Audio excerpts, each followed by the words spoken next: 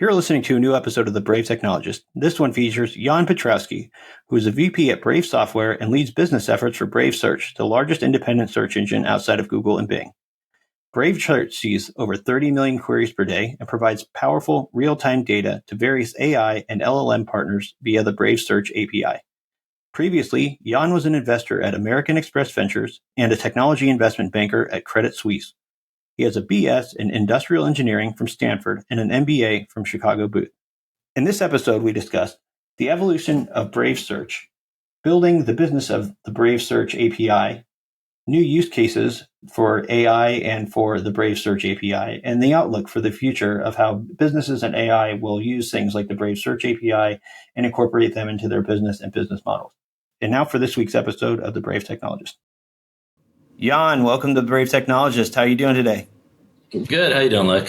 Thank you. Good. Been excited for this one. How about just to get us started here, can you tell us a little bit about how you got to Brave and what you're doing at Brave and why it's important?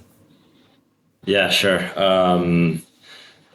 I used to work in venture capital, and I met the Brave team, and in the hopes of actually investing in the company. And as it turned out, this was after the ICO, I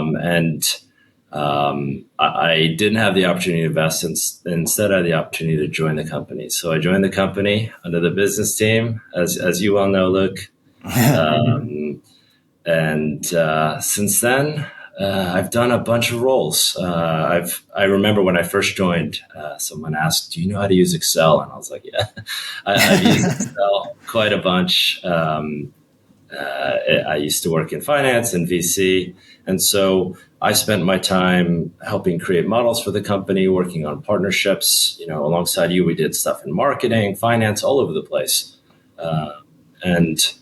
eventually, as the company grew and Brave hired people smarter than me to take on the various roles.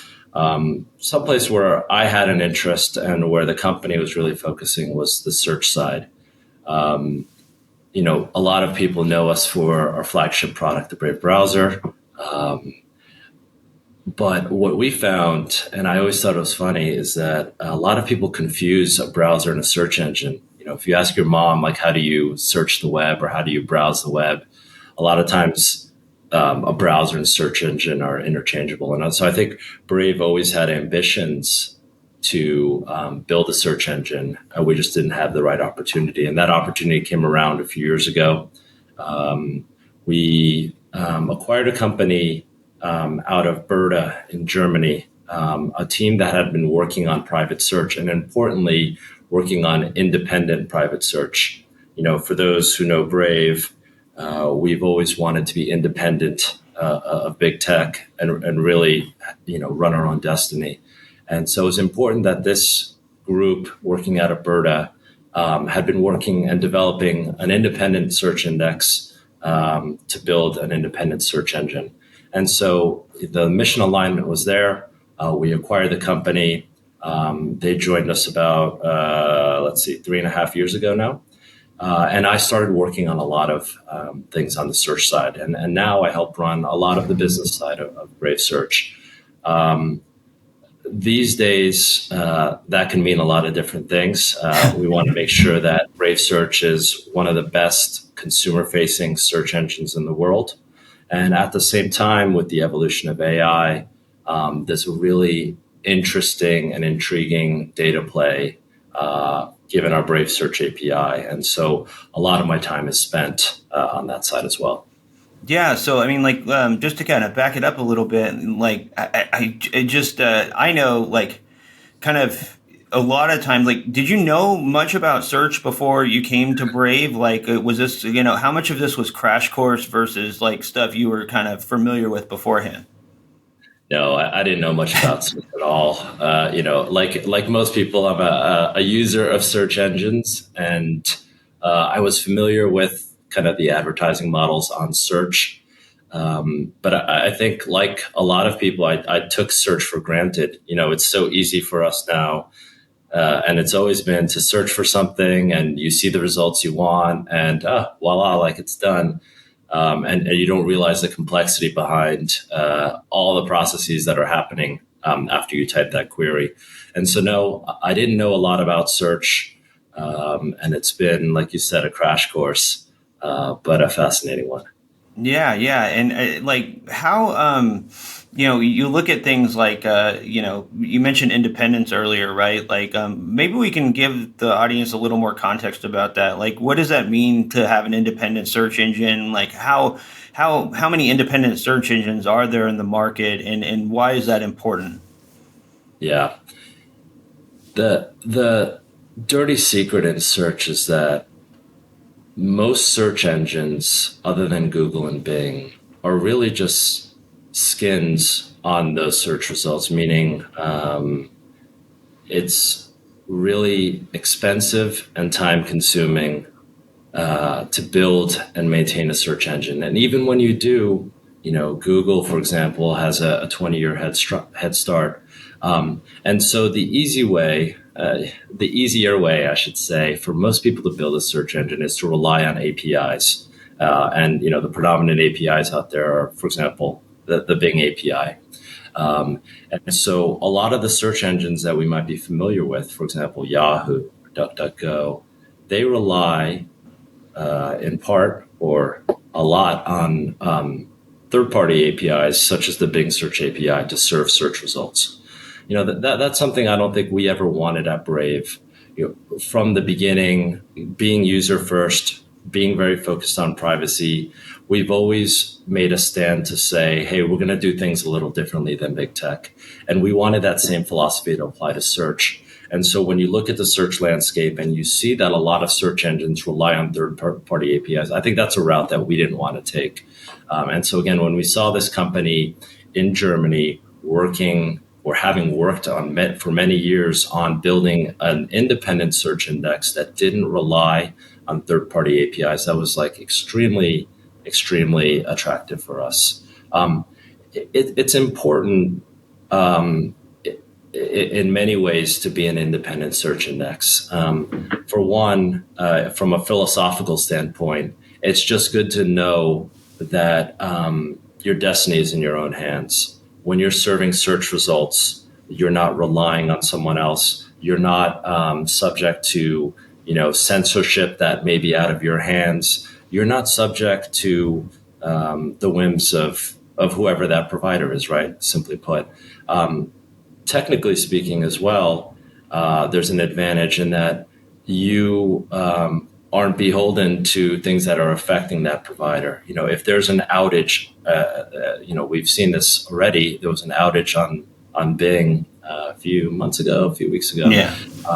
where a lot of the providers using the Bing Search API also had to go down because they were relying on that API. And so again, that's another reason why we relish having our own independent index, not relying on others. Because kind of the last point I'd say is that data, those search results are our own. And that's particularly interesting and allows us to have an API business where we're not reselling other people's search results. We are selling our own data. And that's become really interesting, I think, in ways that we didn't anticipate. When you were asking about search and how we started or how I started in search, and I went over a little bit of the evolution of search at Brave, but there were things that we knew would be interesting about search from a product perspective, but then there were many things that we didn't anticipate about search and its importance. And a lot of that we're able to take advantage of now because we have an independent index. Yeah, and it's a great point too. It's kind of love to get into that area a little bit more as well. Like, I mean, you mentioned we have this search API business, right? And obviously, going through that whole acquisition process, it's not a small thing to add a search engine to a browser, right, or to Brave as a company. And I'm sure that in that process, there were discussions around, okay, we're putting this investment in.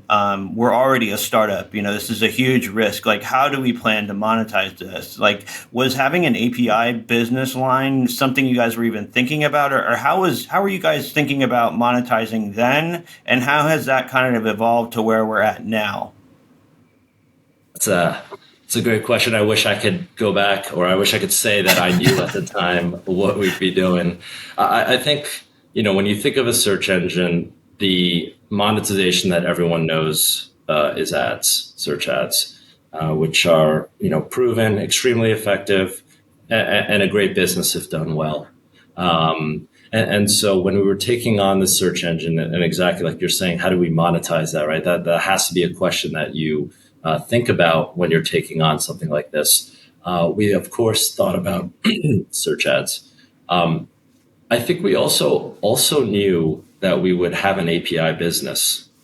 When we launched the search engine about 3 years ago, we always had ambitions to launch an API. In fact, in the announcement blog we wrote, we will eventually open up an API to power other experiences. We don't believe in walled gardens.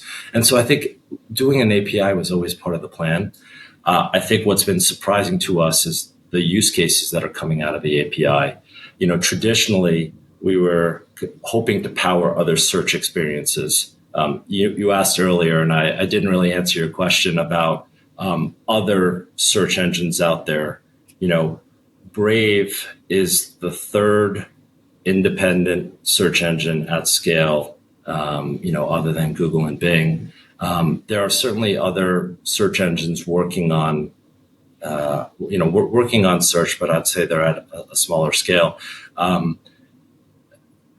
And we thought we'd be working with a lot of those search engines via the API to power kind of traditional search. What we didn't foresee happening is this whole boom in AI where a lot of new search experiences coming out would need the data relevant for search in order to power their experiences. And so, the API really, even though it was something that we thought of from the start, has taken on a whole new meaning for us, I think. Yeah, let's dive into that a little bit more. As AI boom has been huge, how do these companies, like these AI companies, use our search API? Like, and how is it kind of helping with their strategy? Yeah. We're seeing so many different use cases from so many different types of customers using our API. Even I guess I'll start even outside of quote unquote AI. You have traditional search engines who are using our API to serve search results, right? But then as you start to get into other use cases, a lot of them including AI, you have companies who are training foundational models. Looking at search results relevant to certain queries and training models related to that. Then you also have a lot of companies who are answering questions in real time at inference. And how do they answer questions with low latency probably have citations so that the user is comfortable that the answer is real, right? And so there are a lot of companies using us in that sense. And then things that have surprised us around like business intelligence. You have companies using us who want the latest news on a different company or an industry, right? Maybe I'm a sales team that's reaching out to a prospect and I want to make sure that I know about their latest acquisition or their latest fundraise. And I tailor my outreach according to that. You have companies out there who are interested in different locations and places of interest on the web, and what are the different attributes related to those places, and how do I tailor a e-commerce experience related to those places or a travel experience related to those experiences, right? And so I think a little bit we're learning as we go. Hmm. Each time we have a call with a new API customer, it's like, oh, that's a new use case for us, or that's a really interesting way in which you're using our data. The API business launched a little over a year ago. It was at the very end of May 2023. And so we sometimes forget how early we are in this. It feels like we've been, reading about Gen AI and playing with all of the different offerings for so long now. And there are many impressive options out there. But if you look in the grand scheme of things, it's only been, a year to 2 years that consumers have had the opportunity to play with it. And so we as an API provider are also still learning as we go and learning from companies that are delving into different use cases. Yeah, no, that's fascinating, and I think what I mean, there's generating a revenue part of this, right? Like, but obviously, if you're getting all these different types of use cases, a lot of them unanticipated, right? What are some of the challenges that you face on the business side as one, Brave is scaling users that are using the search engine, right? While also search API scaling customers and are scaling different types of use cases, right? Like, are you guys having to balance like things like cost or infrastructure, things like that, like into the model? Like, how challenging has that been as part of the process? It's a good question. I mean, I think one thing that keeps things pretty linked is Brave Search itself is the biggest consumer of our own API, right? And so when we think about the development and the evolution of the API, it's inextricably linked to the evolution of Brave Search. And so, you know, the challenges that come with scaling Brave Search, a big one being, for example, quality, right? As soon as quality is something that is probably key to any search experience. If you lose confidence in a search and the search results that you see, you probably aren't that excited to go back and try that search experience again, right? So as we scale, now we're at about 30 million queries per day on Brave Search. Wow. Obviously started around zero 3 years ago, and needing to make sure that the quality is always there. That process also I think flows into the API, and when we talk to customers, they also of like extreme importance to them is quality, right? And so we often get told though that despite the size of our index, we're much smaller than, for example, a Google, right? That's no secret out there. We have about 20 billion pages in our index, but it's a very high quality. A lot of our customers say that.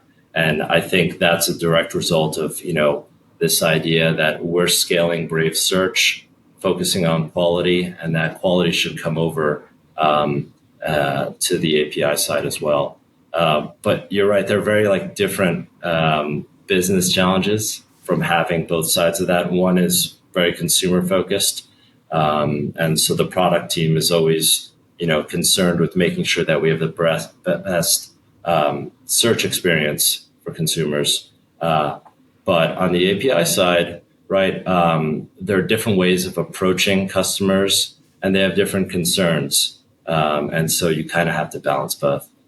Yeah, that makes sense. And I think, I remember too, like even on the sides of privacy, right? Like it's kind of like a double-edged sword, right? Where the API is giving you data that is from, it's privacy, first or preserving, it's not dirty data, right? But also Yeah. like monetizing with privacy is also a challenge in a world where people are used to incentivizing things that are not very friendly to privacy. So it seems like a kind of a double-edged thing, right?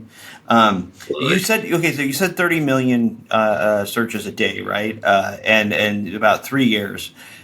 Give us a sense of like how does that rank in scaling, like compared to other search. I think search engines are so huge, right? Where and there's few of them in market, but there are quite a few. Like, how does Brave scaling compare to like other search engines in the space, or the Yeah. rate of scale? Yeah. There's not a ton of information out there in terms of how search engines have grown. And so, one, I guess, public point has been, DuckDuckGo, which provided user data. And, for us to go from zero to 20, 30 million queries per day. It was something that took DuckDuckGo, I think, close to 7 years based on the data. Now, DuckDuckGo, of course, has been in the market much longer than we have. And, they planted their alternative search engine flag a long time ago. So kudos to that.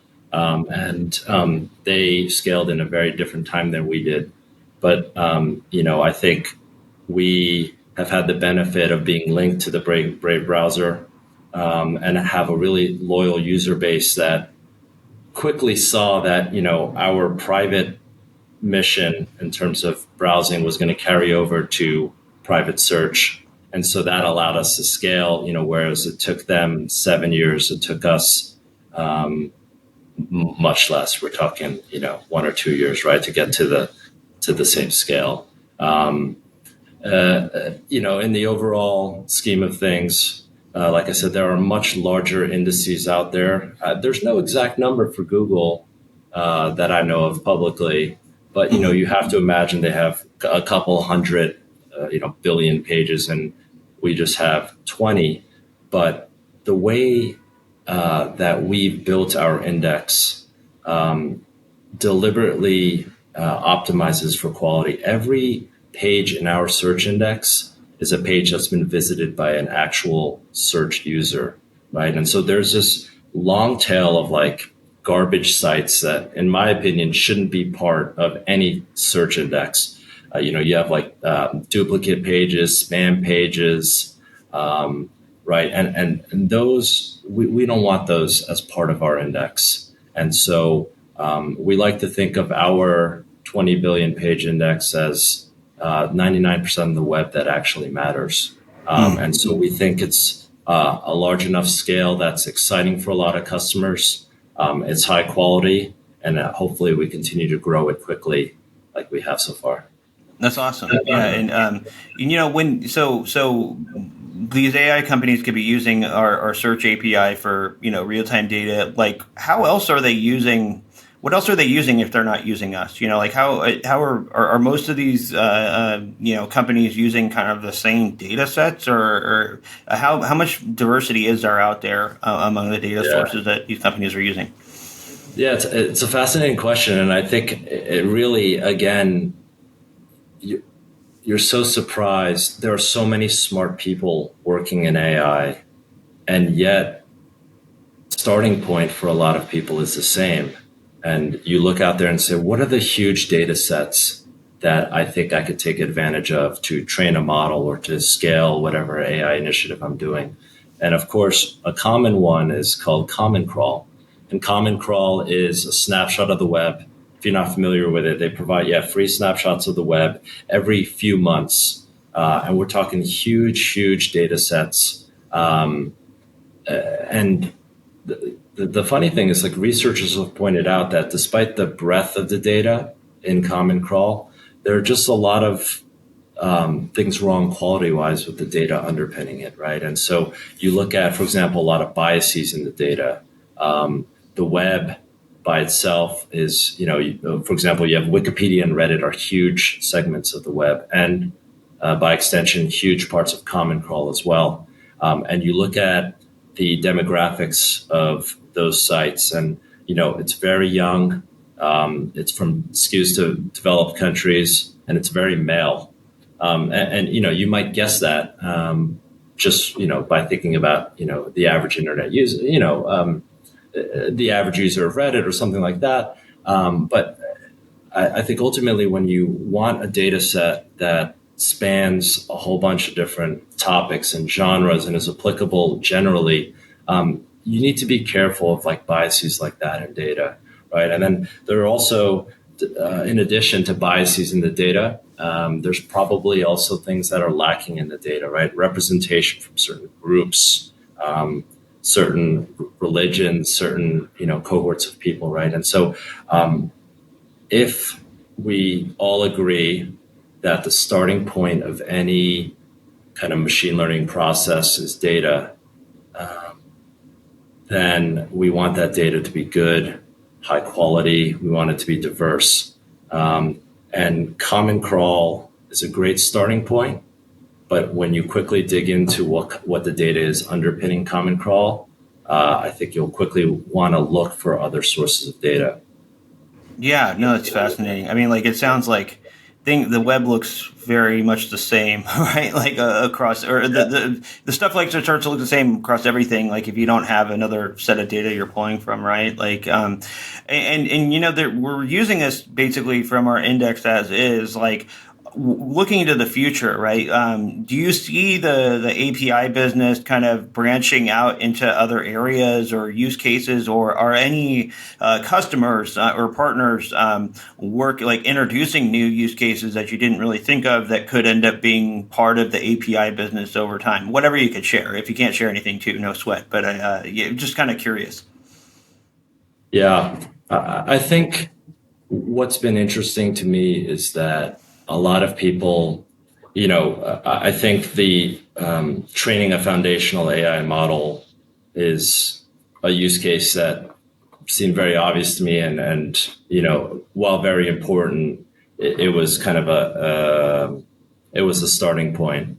As you look at some of the newer companies coming to us with more verticalized approaches to how they're using AI, the use cases become so much more fascinating, right? And when you think about, like the sales, like the sales team example I said before, right? Or the news example where you want to make sure that you have the latest news on a certain company. Or if you're, let's say you're in automotive and now you're bringing in research, market data on, crash tests or insurance, right? There is so much power from bringing in data from the web to augment whatever you're doing internally, right? And a lot of times, Brave Search is used as the web search component of a RAG system.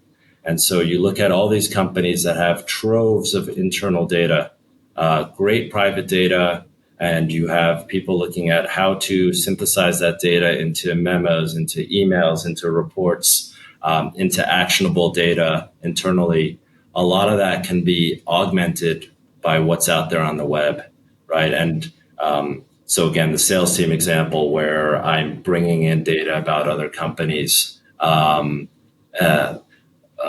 doing research and I need to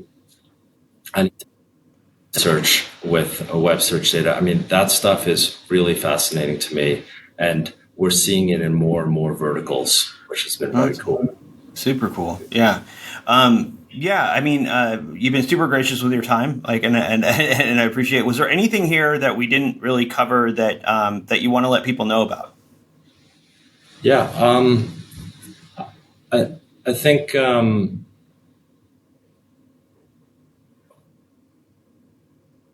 I am extremely fascinated by where all of this is going. And Mhm. obviously, you are too doing this podcast. Um, the evolution of AI is something that I think, we're all playing with as we go and learning as we go, right? And that's something where like I really I'm enjoying what we're doing at Brave. We're playing with AI. We're big fans and users of AI, and at the same time, via the API, we're supporting a lot of those AI processes. Um, you know, a lot of these processes and initiatives at other companies are ones that like we couldn't foresee, and really like it's been surprising to me how early we are in a lot of that innovation. And so as I think about, how Brave can support companies going through this innovation, I'm just excited to talk to anyone out there who might have data needs, who might be working on an AI project that could benefit from having web search data. And having Brave Search support that would be something I think that I'm like very interested in and I'd love to talk to you about. Awesome. Well, on that note, where can people find you or reach out to you if they want to connect with you, or just follow more about what you're up to and with the search business at Brave? Sure. Yeah. I'm on X at Jan Y. Piotrowski. You can find me on LinkedIn. You can reach out to Brave at bizdev@brave.com or Jan at Brave to reach me directly. But yeah, would love to talk. Awesome, man. Well, I really appreciate you joining, Jan. This has been a great conversation, and I'd love to have you back too as things evolve and new things come out. But thanks so much for joining us today. Awesome, Luke. Thanks for having me. Thanks for listening to the Brave Technologist podcast. To never miss an episode, make sure you hit follow in your podcast app. If you haven't already made the switch to the Brave browser, you can download it for free today at brave.com and start using Brave Search, which enables you to search the web privately. Brave also shields you from the ads, trackers, and other creepy stuff following you across the web.